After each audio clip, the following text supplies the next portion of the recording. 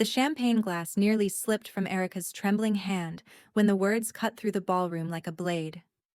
"Everyone, I'd like you to meet someone very special tonight. Erika, come up here, don't be shy."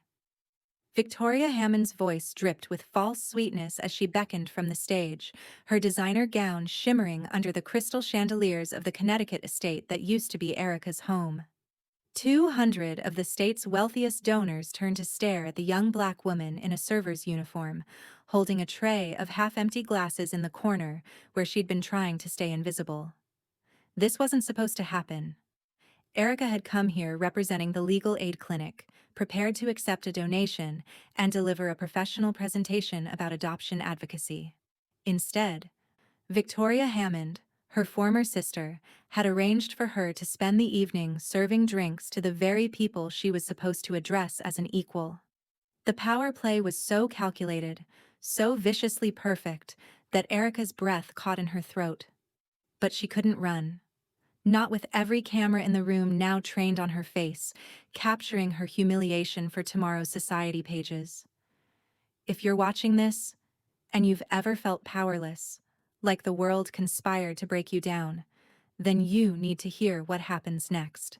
Hit that subscribe button for the formidable Revenge channel right now, and I love you, because what Erika does in the next 60 seconds will change everything. Like this video, share it with someone who needs to see that justice isn't always served cold. Sometimes it's served with evidence. Drop a comment telling us where you're watching from, because this story is about to get explosive. Victoria's heels clicked against the marble floor as she descended from the stage, her arms sliding around Erika's shoulders in a gesture that looked affectionate but felt like a threat. The crowd waited, expectant, ready to witness what they assumed would be another heartwarming success story from the Hammond Foundation for Children's Welfare. "Erika has been working with our legal aid partners," Victoria announced, her grip tightening. "She's a wonderful example of how our programs help young people build independent lives after difficult beginnings." The coded language made Erika's stomach turn. Difficult beginnings.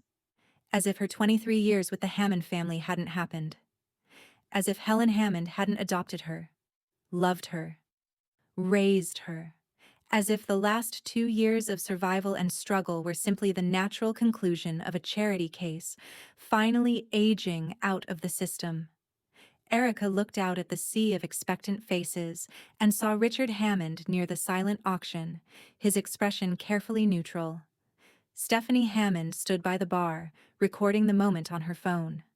And then, partially hidden behind a cluster of donors near the back entrance, she saw him. Nathan Pierce stood motionless, his tailored suit fitting like it had been designed specifically for his frame, because it probably had been. His dark eyes locked onto hers with an intensity that made her knees weak, and Erika realized with crystallizing horror that he was witnessing her complete destruction. The brilliant tech entrepreneur she'd loved and lost in college was watching her being paraded like a performing seal by the family that had thrown her away. The microphone appeared in front of her face. Victoria's smile never wavered, but her voice carried a warning. "Would you like to say a few words about your work, Erika?" This was the moment. Erika could play along, accept her role as the grateful former foster child who'd overcome adversity thanks to the Hammond family's generous support.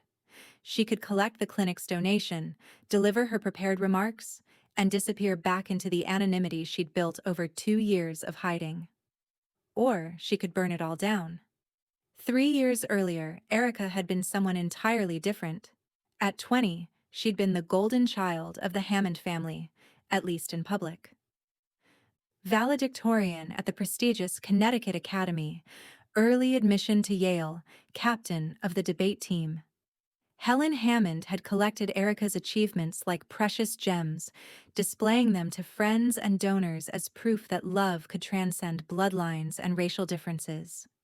"You're just as brilliant as your sisters," Helen would whisper during those late-night conversations that Erika treasured above everything else. "Never let anyone convince you otherwise." Erika had believed her. She'd spent 15 years believing that if she just excelled enough, achieved enough, proved herself worthy enough, the rest of the Hammond family would eventually see her the way Helen did, that Richard's cold indifference would thaw, that Victoria and Stephanie would stop treating her like an intruder in their family portrait. But Helen's sudden death from a heart attack during Erika's junior year at Yale had shattered that illusion like glass. The will reading happened 3 days after the funeral.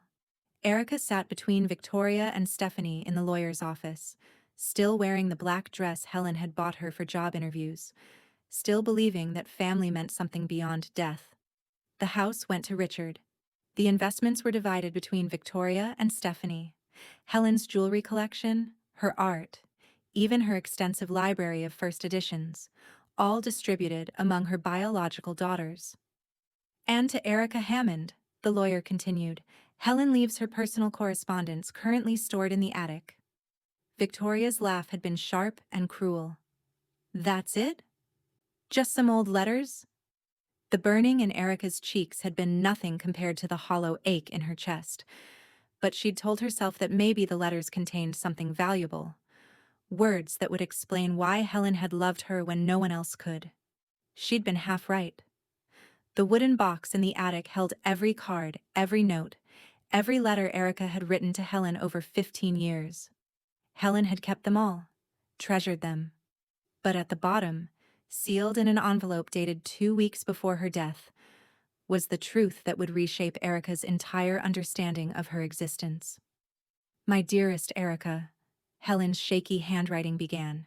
Your birth mother, Diana, was my college roommate and closest friend. When she became pregnant at 19 and couldn't keep you, she made me promise to love you as my own. I didn't adopt you out of pity.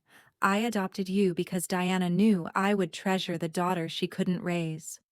She died in a car accident when you were 3, just before the adoption finalized, but she left something for you in my safety deposit box. Enough money to ensure you'd never depend on anyone else's kindness. The revelation had cracked ERIKA's world in half. She wasn't a charity case. She was the daughter of Helen's best friend, someone Helen had chosen to protect and love. And Diana, her birth mother, had left her an inheritance substantial enough to start any life she wanted. But Helen had hidden this truth for 18 years, letting ERIKA believe she was unwanted, letting her grovel for acceptance from a family who would never give it. 3 days after finding the letter, Richard knocked on her bedroom door. Pack your things, he'd said without preamble. Helen's gone, and it's time you made your own way in the world. But I'm family, ERIKA had whispered, hating how small her voice sounded. Richard's expression hadn't changed. You were Helen's project. We tolerated you because she wanted us to. She's not here anymore. ERIKA had climbed into the attic that night and retrieved Diana's inheritance from the safety deposit box. Enough money to survive. To start over. But the financial security hadn't filled the emotional void. She'd lost the only person who'd ever truly loved her, and discovered that her entire adoption had been built on secrets and conditional acceptance. She'd left Connecticut with 3 suitcases and a box of letters, believing she was running toward independence. She hadn't realized she was running away from the truth. The real devastation had happened a year before Helen's death, though ERIKA hadn't understood it at the time. Nathan Pierce had entered her life during her sophomore year at Yale, sitting in the back row of advanced economics, quiet and observant. Their professor paired them for a semester-long project, and what started as library study sessions slowly transformed into something ERIKA had never experienced before. The feeling of being chosen, of being seen, of being enough exactly as she was. Nathan wasn't like the other privileged students at Yale. He didn't talk about his family's tech empire or his future inheritance. He listened when ERIKA described feeling caught between worlds, never quite belonging anywhere. He understood the weight of expectations, the pressure to prove yourself worthy of the opportunities you'd been given. You don't have to earn love, he'd told her one night after hours in the computer lab. You're already enough. For 6 months, they'd built their own universe, studying together, exploring New Haven, planning futures where they'd use their resources and education to change systems that failed vulnerable people. Nathan wanted to revolutionize sustainable technology. ERIKA dreamed of reforming adoption law. They talked about building something meaningful together, about being partners in every sense of the word. ERIKA had been terrified to bring Nathan home for Thanksgiving of her junior year. Not because of his race. The Hammonds prided themselves on their progressive values, but because he represented something that was entirely hers, something they couldn't control or diminish. The dinner had been a disaster from the moment they had walked through the door. Richard's handshake was cold. Victoria and Stephanie were polite, but distant. Only Helen had seemed genuinely pleased to meet him, asking about his classes and his family with warm interest. But Richard had pulled ERIKA aside after dinner, his voice low and cutting. "This boy's family has money. You're an attractive young woman with a compelling story. I want to make sure you're being honest with yourself about what this relationship really represents."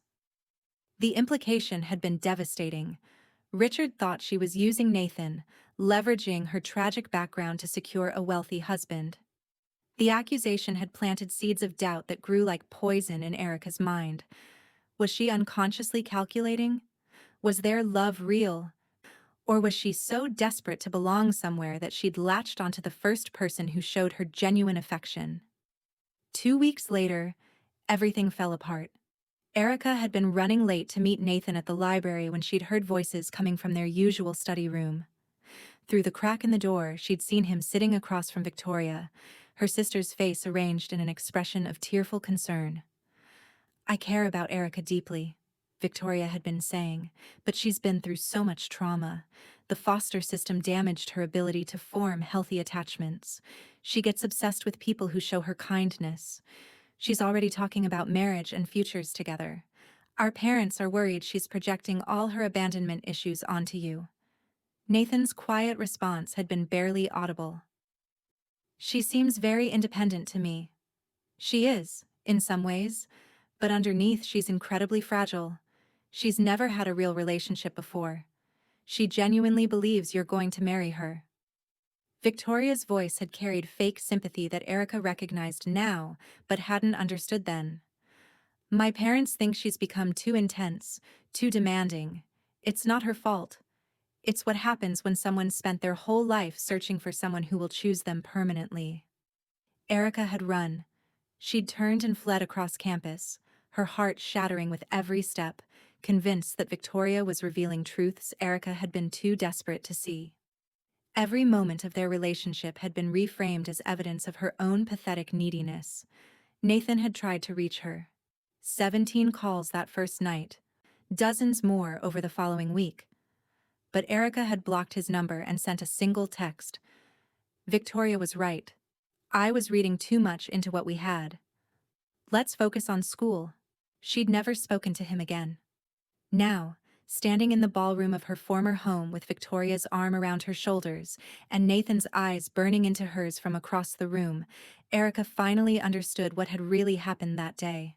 Victoria hadn't been concerned. She'd been eliminating a threat, ensuring that ERIKA remained isolated, dependent, controllable. The betrayal was so complete, so calculated, that it took ERIKA's breath away. The months after ERIKA left the Hammond estate had been a masterclass in survival. She'd moved to Portland with Diana's inheritance, renting a modest apartment and taking a position at a nonprofit legal aid clinic. The work helping low-income families navigate adoption and custody battles had felt meaningful in a way nothing else had since Helen's death. These families were fighting for something real, for connections that mattered more than reputation or social standing. Her supervisor, Patricia, had been a sharp, no-nonsense woman in her 50s who reminded ERIKA of what Helen might have become if she'd had more backbone. "You're gifted at this," Patricia told her after 6 months. "You understand these families' struggles in a way most advocates never will. Have you considered law school?" ERIKA had considered it constantly. But every time she researched programs or began applications, she found herself paralyzed by memories of her old plans, the future she'd imagined with Nathan, the life she'd mapped out when she still believed she had a real family to make proud. She'd been stuck, emotionally frozen, building walls around herself to prevent anyone from getting close enough to hurt her again. Then, Patricia got sick. Brain tumor. Diagnosed too late. She'd needed immediate surgery and months of treatment, leaving the clinic understaffed during their busiest season. "I need you to cover the Hammond Foundation event," Patricia had said during her last week at work, handing ERIKA a thick folder. "It's one of our biggest funding opportunities. They've committed to a substantial donation for our adoption advocacy program." ERIKA's hands had gone cold. "The Hammond Foundation? You know them? Perfect. That'll make things easier." Patricia had flipped through papers, missing ERIKA's expression entirely. "Someone needs to accept the donation check and give a presentation about our work.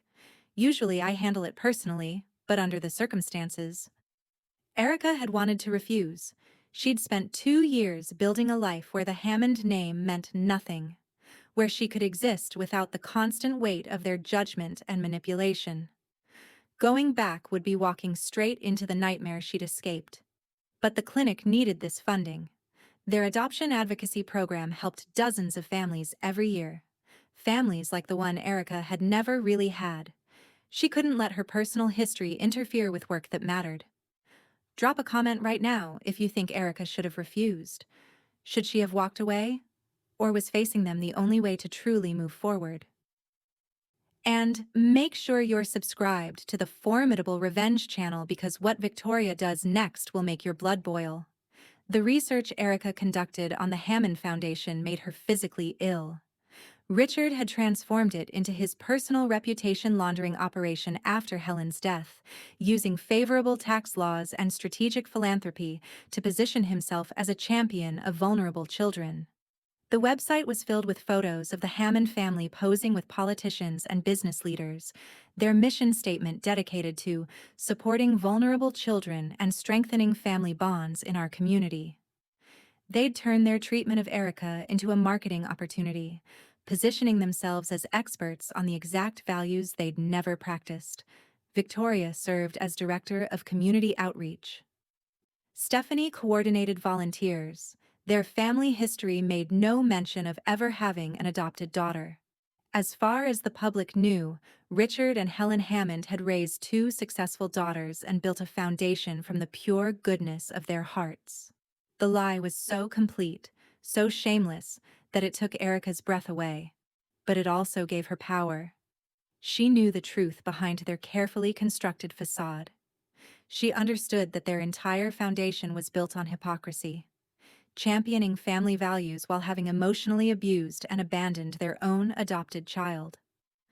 The charity gala was being held at the Hammond estate, which had been renovated and expanded since Helen's death. They'd added a ballroom specifically for hosting fundraising events, along with a private airstrip for wealthy donors. ERIKA had stared at photos of her childhood home transformed into a showplace for Richard's charitable empire. Her bedroom was probably part of Victoria's home office now. The kitchen where Helen had helped her with homework was being used by caterers preparing events, where the Hammond family accepted awards for their generosity. Everything that had once been hers had been repurposed to serve their narrative. But this time, ERIKA wasn't the terrified girl who'd been thrown out with 3 suitcases. She had Diana's inheritance. She had her own career and accomplishments. She had the truth about who she really was and why she'd been adopted. She went to the gala prepared to do her job professionally, collect the donation, and walk away with her dignity intact. She had no idea that Victoria had planned something far more humiliating. And she definitely didn't know that Nathan Pierce, who'd spent 3 years searching for her, had been invited as a potential major donor and had accepted specifically because he'd heard she might be there. The service entrance of the Hammond estate looked exactly as ERIKA remembered. Utilitarian and separate from the grand front entrance where real family and honored guests would arrive. Linda, the catering manager, had barely glanced at ERIKA when she'd introduced herself as the legal aid clinic representative. "Thank God you're here," she'd said, thrusting a server's uniform into ERIKA's hands. "2 girls called in sick, and Mrs. Hammond is very particular about staffing levels." "There's been a misunderstanding," ERIKA had said carefully. "I'm here to accept a donation and give a presentation." "Honey, I don't know anything about a presentation. What I know is we're understaffed and guests arrive in 20 minutes. Linda's expression had softened slightly. Mrs. Hammond, Victoria Hammond, specifically requested that someone from your organization help with service tonight as part of the partnership. She said you'd understand the importance of hands-on community service. The manipulation had been so perfectly executed that ERIKA could almost admire it. Victoria had known she was coming. She'd arranged for ERIKA to spend the evening serving drinks to the same people she was supposed to address as an equal, ensuring she'd be reminded of her place in the Hammond family hierarchy. But ERIKA needed the clinic's donation. Patricia was counting on her. Real families with real problems needed the funding that Victoria's foundation provided. So she'd changed into the uniform, picked up a tray of champagne flutes, and walked into the ballroom determined to survive the evening with her dignity intact. She'd been wrong about everything. The moment Victoria called her onto that stage, publicly identifying her as a success story while ERIKA stood in a server's uniform, the humiliation had been complete. The crowd had looked at her with patronizing approval, a charity case who'd managed to build a modest life thanks to the Hammond Foundation's generous support. Victoria's arm had been iron around ERIKA's shoulders, her whispered warning sharp. "Don't even think about causing a scene. This is an important night for our family." But then ERIKA had seen Nathan, and everything had shifted into razor-sharp focus. He'd changed dramatically since college. His hair was shorter, styled professionally. His suit was custom-tailored, the kind that cost more than ERIKA's annual rent. He carried himself with the confidence of someone who'd built an empire and knew exactly how much power he wielded. He was staring at her with an intensity that made time slow down, and ERIKA realized he'd been searching for her. Somehow, impossibly, Nathan had found her at the worst possible moment of her life.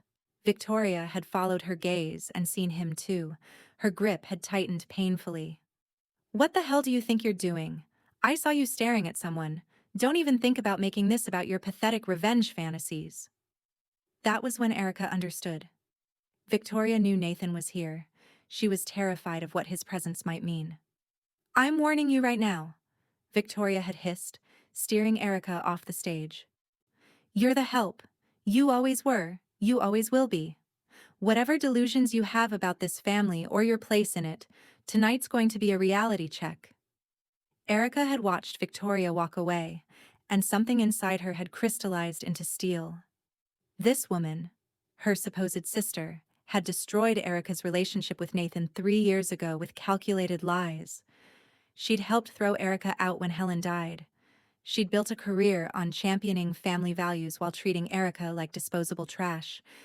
And now she expected ERIKA to stay silent, to accept her assigned role as the grateful former foster child who'd overcome adversity. If you're feeling that rage right now, that burning need for justice, then you need to hear what happens next. Smash that like button if you think Victoria deserves what's coming. This is the formidable Revenge Channel, where we believe that karma isn't just a concept, it's a promise. Stay with us, because the next 5 minutes will change everything. Nathan had been making his way through the crowd toward her when the commotion at the entrance stopped everyone cold. Secret Service agents filed into the ballroom with practiced efficiency, their presence meaning only one thing.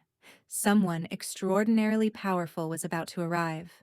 Richard had rushed to the microphone, his voice tight with barely controlled excitement. "Ladies and gentlemen, we have the extraordinary honor of welcoming a very special guest." Through the entrance walked the President of the United States, flanked by security and followed by advisors. But he wasn't alone. Walking beside him, clearly comfortable in the presence of the most powerful person in America, was Nathan.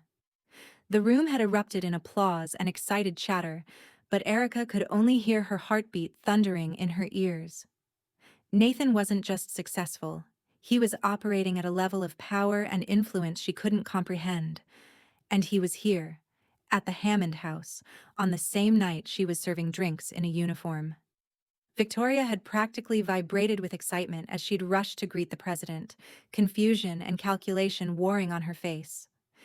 She clearly had no idea why the leader of the free world had dropped in on their charity event.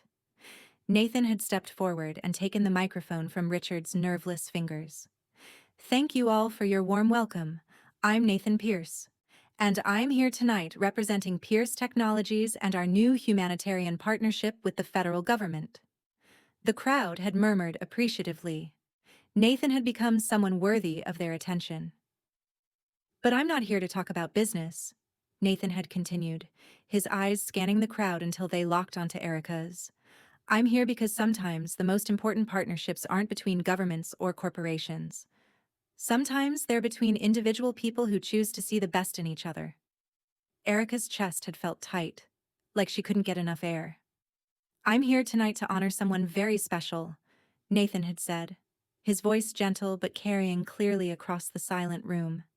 "Someone who taught me that true worth isn't measured by the family you're born into, but by the strength of your character and the kindness in your heart." He'd been looking directly at her now, and Erika could see 3 years of searching in his eyes. "Ladies and gentlemen, I'd like you to meet my future wife." And then he'd been walking toward her, the president following, while 200 of Connecticut's most powerful people watched in stunned silence as the Hammond family's faces went white with shock. Because they were finally seeing what they'd thrown away. Erika couldn't breathe. Nathan was walking toward her with the President of the United States, every eye in the ballroom tracking their movement, and all she could think about was how wrong this was. She wasn't supposed to be rescued. She wasn't a princess waiting for a prince to save her from her evil stepfamily. She was the girl in the server's uniform, holding dirty glasses, still trying to prove she was worthy of basic human decency. "Hello, Erika," Nathan said when he reached her, holding out his hand with that same gentle smile she remembered from college. The simple greeting broke something inside her. 3 years of carefully constructed walls crumbled, and all she could think about was how she must look to him, how far she'd fallen from the confident girl he'd known at Yale. "I can't," she whispered, backing away from his outstretched hand. "I can't do this." Confusion flickered across Nathan's face. "Erika, it's okay. I know this is a lot, but—" "No." The word came out louder than she'd intended, drawing even more attention. "You don't understand. I can't do this." And then she did the one thing she'd sworn she'd never do again. She ran. She dropped the tray of glasses, hearing them shatter on marble floor, and pushed through the crowd toward the service exit. Behind her, voices rose in confusion, the president's security detail probably going into high alert because someone was running away from their protectee. But Erika couldn't stop. She couldn't stand there and let Nathan rescue her like some damsel in distress who'd been waiting 3 years for salvation. She couldn't let the Hammond family see her elevated from servant to socialite in a single conversation. Most of all, she couldn't bear the thought that Nathan's grand gesture was motivated by pity for the girl he'd found serving drinks at her adoptive family's charity event. She made it to the parking lot before the panic attack hit. Her chest felt crushed, her vision narrowed, and she couldn't get enough air. She leaned against Helen's old sedan, the one thing she'd inherited that actually mattered, gasping and shaking while the party continued in the distance. This was her rock bottom. Not being thrown out of the Hammond house, not living alone in a strange city. This, the moment when the man she'd never stopped loving found her at her lowest point, and she was too broken to accept his love. She fumbled for her keys, but her hands shook too badly to get them in the lock. "Erika, please don't run away from me again." Nathan's voice was soft, careful. When she turned, he stood a few feet away, hands raised in surrender. "You don't understand," she said, her voice coming in ragged gasps. "You don't know what you're doing." "I know exactly what I'm doing. I've been looking for you for 3 years." "Why?" The question came out like an accusation. "Why would you look for me? I made it clear I didn't want to be found." Nathan took a step closer. "Because the girl I fell in love with would never have sent me that text message. I knew something was wrong, and I needed to understand what happened." "Nothing happened. I just realized we were from different worlds." "No." Nathan's voice was firm now, certain. I found Victoria, Erika. I found out about the conversation she had with me. About the lies she told you about me. Erika's blood ran cold. What conversation? The one where she convinced me you were going through an emotional crisis. Where she made me believe that giving you space was the kindest thing I could do. Nathan's jaw tightened. She played us both. We were too young and too trusting to see it. The ground seemed to shift beneath Erika's feet. She remembered seeing Victoria in the library with Nathan, hearing her sister's fake concern, but she'd never known what happened after she'd run away. She came to my dorm room crying, Nathan continued. Said you'd been having panic attacks, talking about hurting yourself. She said your family was worried, that you were becoming obsessed with our relationship in an unhealthy way. The words hit like physical blows. And you believed her. I was 20 years old and terrified that I was somehow damaging the person I loved most. Nathan's voice cracked slightly. She showed me photos of you from high school. You looked so different. Thinner. Sadder. She said that's what happened when you got too attached to people. Erika remembered those photos, from her junior year, when she'd struggled with an eating disorder, trying to make herself smaller and more acceptable to the Hammond family. Victoria had kept them specifically for moments like this, evidence of Erika's instability that she could weaponize whenever she needed to control the narrative.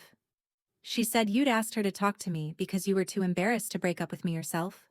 Nathan said that you thought I was getting too serious and it was scaring you, so I gave you the space I thought you needed to get better. When you sent that text 2 days later, it seemed to confirm everything Victoria had told me. You just gave up on me, Erika said, and the accusation came out bitter and raw. I tried to respect your decision, but something about it never felt right. Nathan ran his hand through his hair. It took me 3 years to build enough resources to find you properly. Do you know how difficult it is to track someone who's completely changed their life? No social media, new phone number, different city. You disappeared like you'd never existed. Maybe because I didn't want to be found. Or maybe because you believe the same lies Victoria told me. Nathan stepped closer. I hired investigators, Erika. I know about the will reading. I know about them throwing you out with nothing. I know about Helen's letter and Diana's inheritance. Erika felt exposed, like he'd been watching her life without her knowledge. You had no right. I had every right. You're the woman I love, and I let someone else's lies convince me to abandon you when you needed me most. Nathan's voice was fierce now. I failed you once. I'm not going to fail you again. This isn't failure, Erika said, gesturing toward the party still going on inside the house. This is pity. You saw me serving drinks to the people who threw me away and you felt sorry for me. Nathan's expression shifted to something like disbelief. Do you have any idea who I am now? I'm the CEO of the largest sustainable technology company in North America.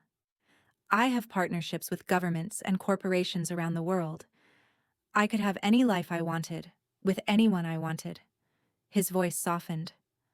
And all I've wanted for 3 years is the chance to tell you that losing you was the biggest mistake of my life. Erika wanted to believe him. She wanted to fall into his arms and let him carry her away from all of this. But the girl in the server's uniform couldn't reconcile herself with the idea of being claimed by a billionaire. You don't know who I am anymore, she said quietly.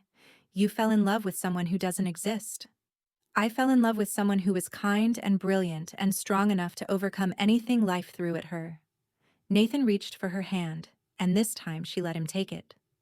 The woman who just maintained her composure while being publicly humiliated by her former family is exactly the same person I fell in love with at Yale.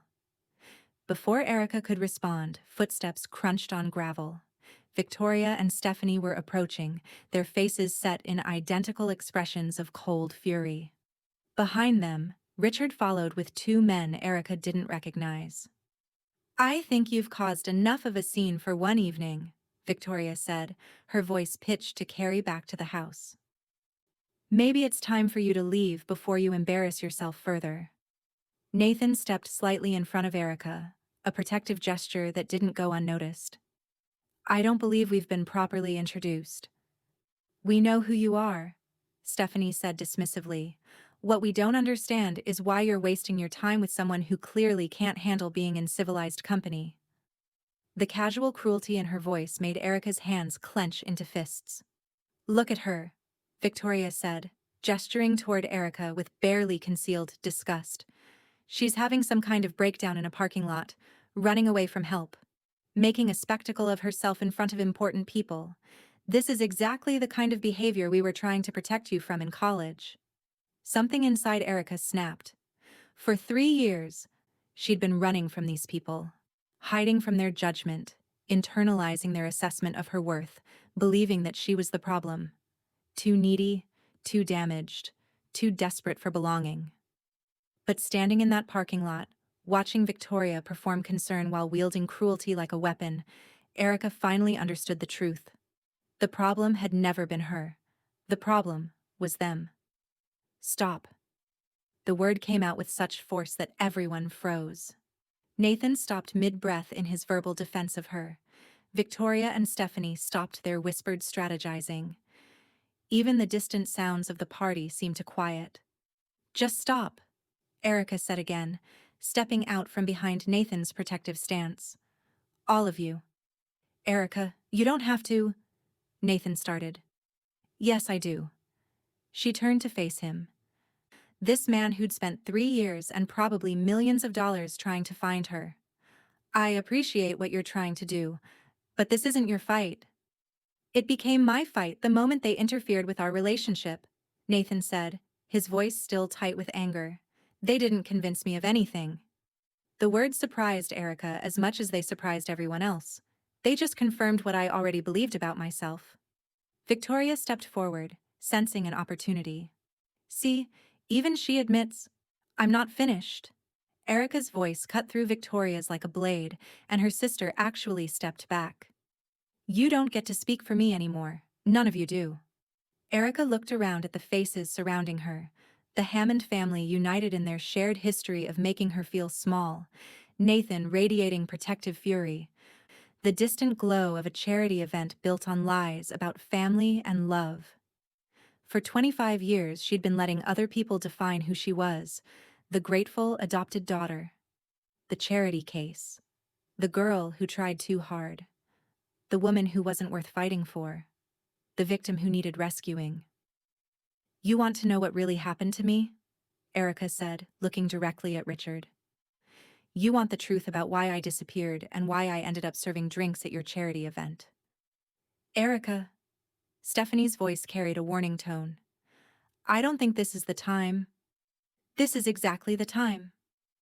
Erika could feel power building in her chest, the same feeling she'd had winning debate competitions in high school, arguing cases at the legal aid clinic, the feeling of knowing she was right and having the courage to say so. I disappeared because I believed your lies about what I was worth. I believed I was a burden, that I didn't deserve love, that I should be grateful for whatever scraps of affection anyone threw my way. She took a step toward Victoria, who instinctively backed away. But you know what? You were wrong about everything. We gave you opportunities most people could only dream of, Richard started. You gave me conditional acceptance based on how well I performed for you, Erika cut him off.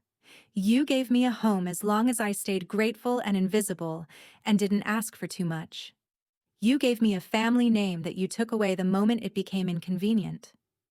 We couldn't have legally adopted you even if we'd wanted to, Stephanie said, desperation creeping into her voice. The paperwork was fine. Erika's voice was steady now, certain. I had it investigated when I found Helen's letter. You could have finalized the adoption at any time. You chose not to because you wanted to maintain the ability to get rid of me if it suited your purposes. The silence that followed was deafening. You kept me in legal limbo for 15 years, Erika continued. Not because of bureaucratic complications, but because you wanted an escape clause. You wanted to be able to claim me when it made you look good and discard me when it didn't. She turned to Nathan, who was watching her with something like awe. And you, You spent 3 years looking for me because you felt guilty about believing Victoria's lies. But the truth is, even if she hadn't interfered, our relationship probably wouldn't have worked. Pain flashed across Nathan's face.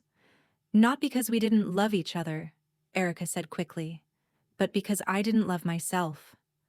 I was so desperate to be chosen by someone, anyone, that I would have suffocated you with my need for validation. She felt tears starting, but her voice remained strong.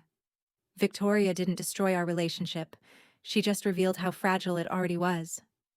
That's not fair to yourself, Nathan said quietly. It's honest.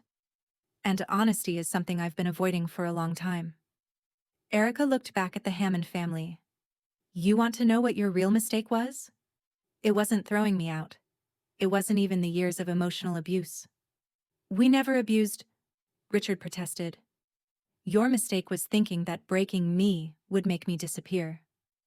Erika smiled, and she could see fear flicker across their faces. But broken things can be rebuilt. And when you rebuild yourself from the ground up, you get to choose what you're made of. She walked over to Helen's old car and leaned against it, feeling the solid reality of something that was actually hers. For 3 years I've been hiding from you because I was ashamed. Ashamed that I wasn't enough for the only family I'd ever known. She laughed, and the sound was lighter than anything she'd felt in years. But I'm not ashamed anymore. Erika. Victoria's voice was different now, uncertain. Whatever you think you're going to accomplish. I'm not going to accomplish anything here. I'm going to leave the same way I left 3 years ago. Erika stood up straighter. But this time, I'm not running away from you. I'm walking away from you. There's a difference. And what's the difference? Richard asked, his voice tight. When you run away, you're still letting the other person have power over you. When you walk away, you're taking your power back. Erika looked at each of them in turn. You don't get to define me anymore. You don't get to use me as a prop in your charity theater. You don't get to rewrite history to make yourselves look better. And what exactly do you think you can do about it? Stephanie's voice had taken on the sneering tone Erika remembered from childhood. Erika smiled. Really smiled. I'm going to tell the truth. The fear that flashed across their faces was immediate and unmistakable. You think anyone will believe you over us? Victoria asked, but her voice was shaking. I think people will believe evidence. Erika pulled out her phone and held it up. Like the recording I've been making of this entire conversation. The color drained from Richard's face. You can't, Richard started, but his voice lacked conviction. I can. And I did. Erika held up her phone. Every word you've said tonight has been recorded. Every lie. Every admission. Every moment of cruelty. We can fight this, Richard said. But the certainty had drained from his voice. We have lawyers, resources. You have lawyers, Nathan said, speaking for the first time since Erika had taken control of the conversation. I have lawyers and unlimited funding and political connections and a media empire that spans 6 countries. Which do you think is going to win that fight? But Erika held up her hand. Actually, Nathan, I don't need your lawyers or your media empire. What do you mean? I mean I have something better than resources or connections or power. She looked at the Hammond family. I have the truth, and the truth has a way of spreading all by itself. She turned back to Nathan. Thank you for finding me. Thank you for caring enough to spend 3 years looking. But I don't need to be rescued anymore. Then what do you need? Nathan asked. For the first time since he'd walked toward her in that ballroom, Erika felt ready to answer that question honestly. I need to know if you're interested in building something new with someone who's finally figured out who she really is. Not the grateful adopted daughter. Not the charity case. Not the victim who needs saving. Just me, Erika. The woman who's strong enough to walk away from people who never deserved her in the first place. Nathan's smile was the same one she remembered from college.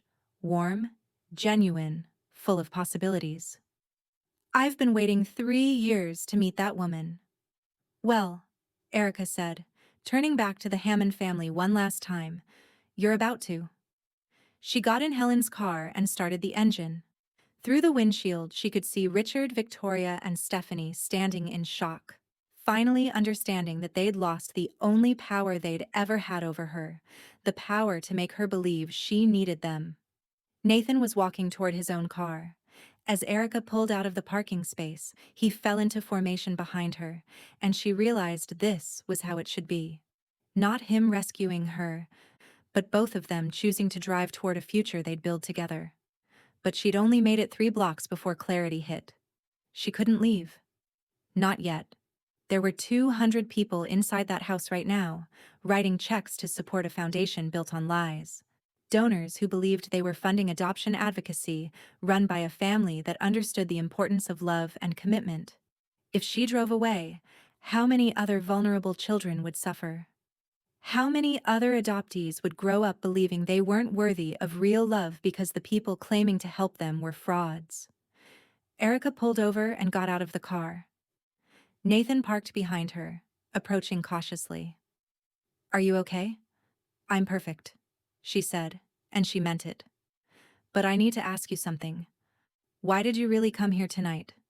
With the president? With all that power and pageantry? What were you planning to do?" Nathan was quiet for a moment. "I was planning to destroy them. Public humiliation, financial investigation, media exposure. I have enough evidence of their fraud and tax evasion to shut down their foundation and possibly send Richard to prison." "And what about the other families they claim to help? The adoption programs they fund, assuming any of it is real?" Nathan's face fell slightly. "I hadn't thought that far ahead." "That's what I thought." ERIKA smiled. "That's why I need to go back in there. Destruction isn't justice. Justice is making sure the truth comes out in a way that protects other people from experiencing what I went through." "What are you thinking?" "I'm thinking those 200 influential people deserve to know who they're really supporting." She straightened her shoulders. "And I'm thinking the President of the United States probably has some opinions about charitable fraud." Understanding dawned in Nathan's eyes. "You want to expose them publicly, tonight, in front of everyone." "I want to tell the truth publicly. There's a difference. The Hammond family will never recover from that kind of exposure." "Good. They don't deserve to recover." ERIKA met his eyes. "But the children they claim to help do deserve honest advocates. And the donors in there deserve to know where their money is really going." "What do you need from me?" "I need you to get me back inside that house, preferably without the Hammond family realizing what's happening until it's too late." Nathan smiled. "ERIKA, I arrived here with the President of the United States. I think I can manage to get you into a charity banquet." They drove back in convoy, and this time ERIKA felt like she was returning as herself instead of running away. Nathan's security detail smoothly coordinated their re-entry. The ballroom was still full, but the energy had shifted. People clustered in small groups, clearly discussing the dramatic scene they'd witnessed earlier. Nathan appeared at ERIKA's side, offering his arm. "Ladies and gentlemen," he said, his voice carrying easily across the room. "If I could have your attention for just a moment." Conversations died immediately. "I know there was some confusion earlier, and I wanted to take a moment to clarify what happened." Nathan's voice was warm and professional. "As many of you know, I've been working with the federal government on initiatives to improve transparency and accountability in charitable organizations." ERIKA could see Richard's face going pale across the room. "Tonight, I had the honor of bringing the president here to learn about the Hammond Foundation's work," Nathan continued. "But more importantly, I wanted him to meet someone who embodies everything we hope to achieve in adoption advocacy."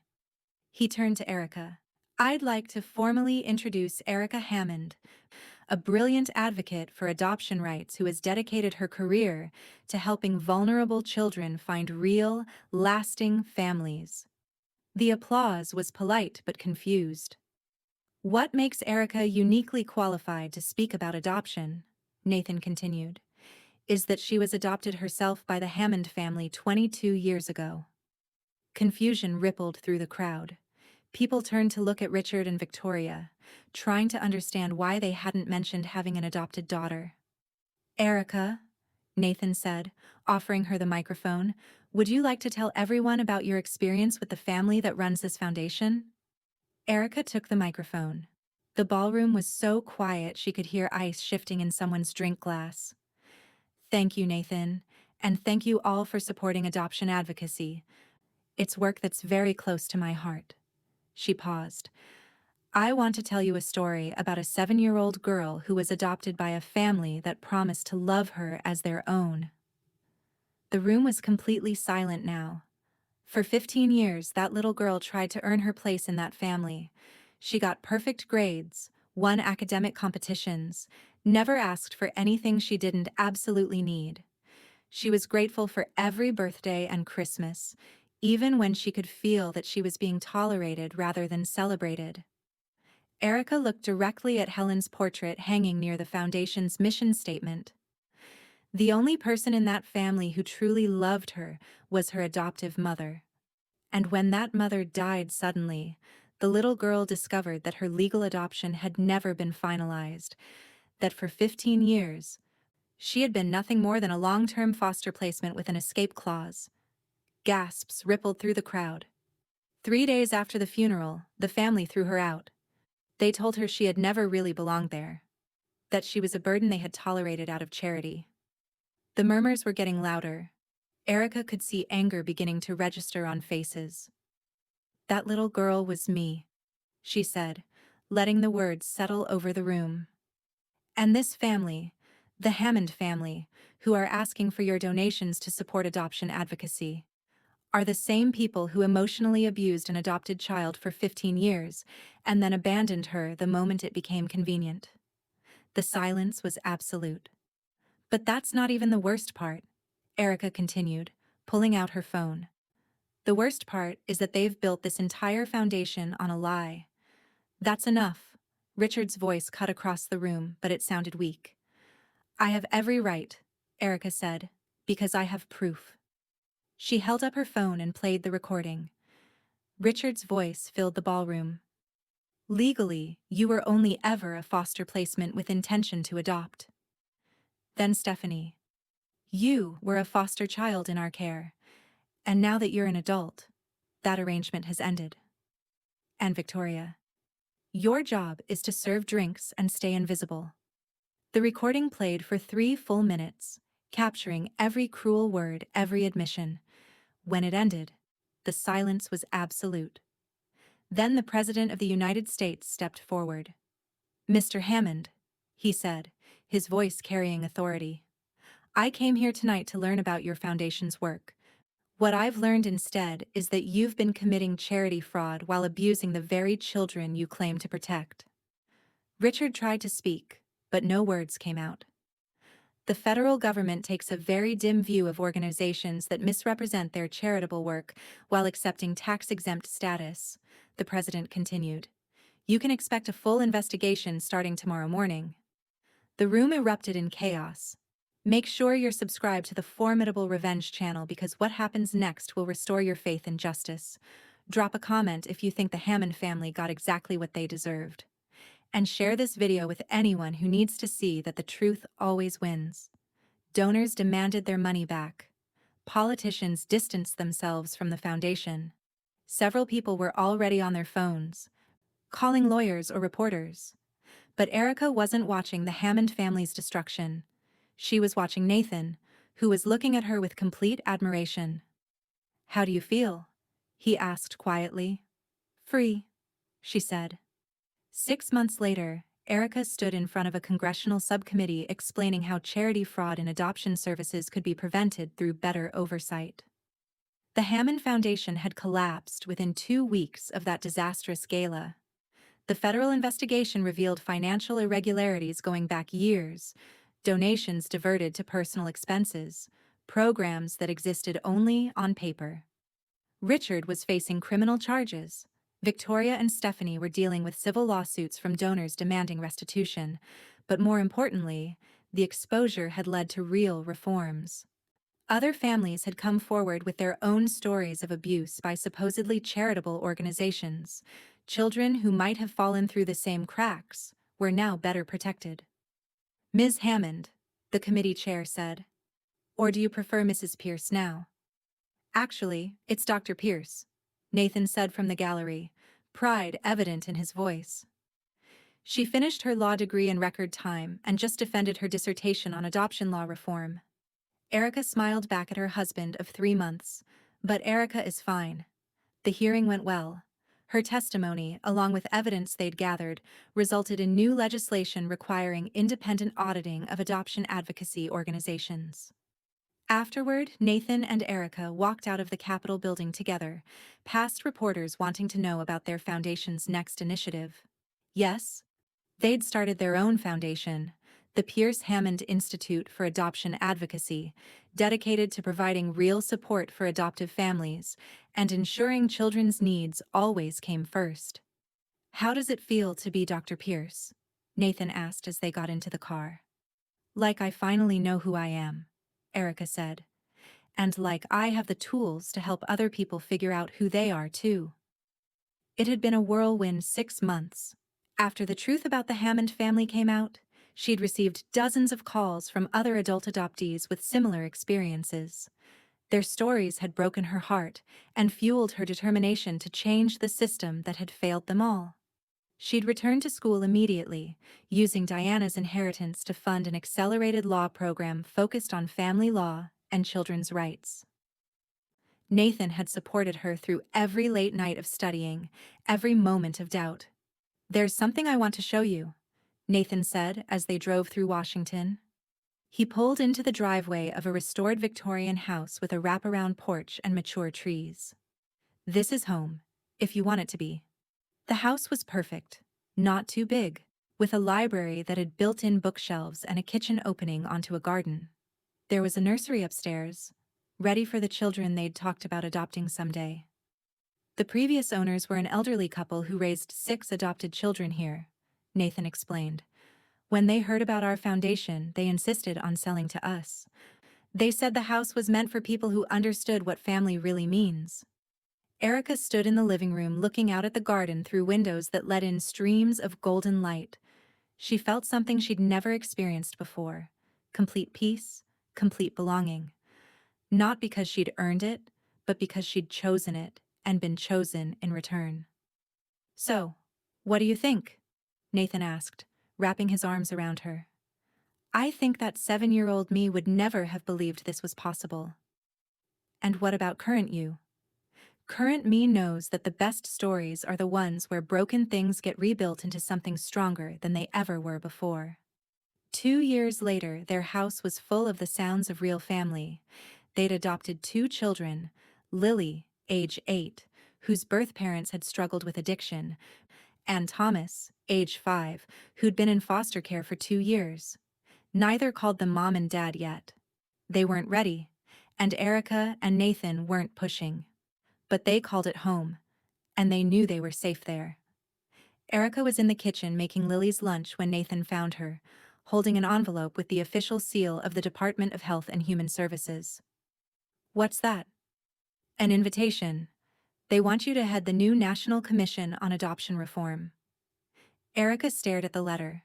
A position that would let her influence adoption policy at the federal level, that would give her resources to protect children across the entire country. It's based in D.C., Nathan continued, but there's funding for family relocation. They specifically mentioned wanting someone who understands these issues from personal experience. What about your company? Everything you've built here? Nathan's expression softened. ERIKA, I've spent the last 5 years watching you turn your worst experiences into ways to help other people. If they're offering you the chance to do that work on a national scale, then we're moving to D.C. That night, after Lily and Thomas were asleep, they sat on their front porch swing and talked about the future.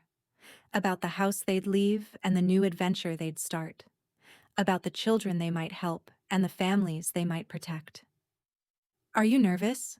Nathan asked. Terrified, ERIKA admitted, but also excited. Also grateful. Grateful? ERIKA thought about the journey, the pain and abandonment, the years of feeling like she didn't belong anywhere. the courage it had taken to walk back into that ballroom and tell the truth. The love that had found her even when she wasn't looking for it. "I'm grateful for the journey," she said finally. "All of it. Even the parts that broke me, because those are the parts that taught me how to rebuild myself into someone strong enough to help other people do the same thing." Nathan squeezed her hand. "Helen would be proud of you." "I think so too. I think she'd be proud of all of us." From upstairs came Lily's voice calling for a glass of water, Thomas asking if someone could check under his bed for monsters. Normal sounds of a normal family built on choice and commitment, and the understanding that love wasn't something you had to earn. ERIKA got up to take care of their children. These beautiful souls who had been entrusted to their care. She felt the weight of responsibility and privilege that comes with being chosen as someone's safe person. Tomorrow, she would call the department and accept their offer. She would start the process of moving their family to Washington, where she could work to make sure adoption meant what it was supposed to mean: permanent love, unconditional commitment, and the understanding that every child deserves to be wanted. But tonight, she was just a woman who had learned that family isn't about blood or law or perfect circumstances. Family is about people who choose to see the best in each other and refuse to give up, even when the world tries to convince them they don't belong anywhere. And she had finally found hers. Standing at the window of their Victorian house, watching Nathan play with their children in the garden, ERIKA thought about that 7-year-old girl who'd been adopted by the Hammond family. The girl who'd spent 15 years trying to earn love she should have been given freely. The girl who'd been thrown away like she'd never mattered. That girl had survived. She'd been broken and rebuilt. She'd learned that her worth wasn't determined by other people's ability to see it. And now, she was going to make sure that no other child had to fight the same battle alone. The Hammond family's foundation had collapsed, but from its ashes, something real had grown. Something honest. Something that would actually help the children it claimed to serve. Justice, ERIKA had learned, wasn't always about revenge. Sometimes it was about taking your pain and transforming it into protection for others. Sometimes it was about ensuring that the people who came after you didn't have to suffer the same injustices. Sometimes it was simply about telling the truth and letting the consequences fall where they may. As the sun set over their garden, painting everything in shades of gold and amber, ERIKA made a silent promise to that 7-year-old girl she used to be. You deserved better. You deserved love without conditions, acceptance without performance, belonging without having to earn it. I'm sorry no one gave you that. But I'm going to make sure other children get what you deserved. She turned away from the window and went to join her family in the garden, where Thomas was showing Nathan a caterpillar he'd found, and Lily was reading under the oak tree. This was home. Not the mansion in Connecticut where she'd spent 15 years trying to belong. Not the Portland apartment where she'd hidden from her past. This, a house full of chosen love and honest commitment, and the understanding that family was something you built, not something you were born into. And it was perfect. Nathan looked up and caught her eye, his smile the same one that had captured her heart in that economics classroom 8 years ago. He reached out his hand and she took it, joining the circle of people who had chosen to love each other without conditions or escape clauses. The Hammond family had taught her what family wasn't. Nathan and their children were teaching her what family was. And that, ERIKA thought as she sat down on the grass with her daughter curled up beside her and her son showing her his caterpillar with infectious enthusiasm, was the sweetest revenge of all. Not destroying the people who'd hurt her, but building something so beautiful and real that their cruelty became irrelevant. She'd spent years letting them define her. Now she was defining herself. And she chose love. She chose truth. She chose family, the real kind, built on choice and commitment, and the understanding that everyone deserves to belong somewhere. The Hammond family's legacy would be fraud and abuse, and eventual criminal prosecution. ERIKA's legacy would be protecting children and reforming broken systems, and showing the world that broken things, when rebuilt with care and honesty, could become stronger than they ever were before. That was justice. That was revenge. That was victory. And it was only the beginning. If this story touched your heart, if you've ever felt like you didn't belong or had to fight for your place in the world, remember, your worth isn't determined by other people's ability to see it. You are enough, exactly as you are. Subscribe to the Formidable Revenge channel for more stories about people who refuse to give up on themselves. Share this with someone who needs to hear that their story matters. And tell us in the comments, what does family mean to you? Your voice matters, and we want to hear from you. Until next time, remember that you belong somewhere, even if you haven't found that place yet. Keep looking, keep hoping, keep believing that your story is worth telling.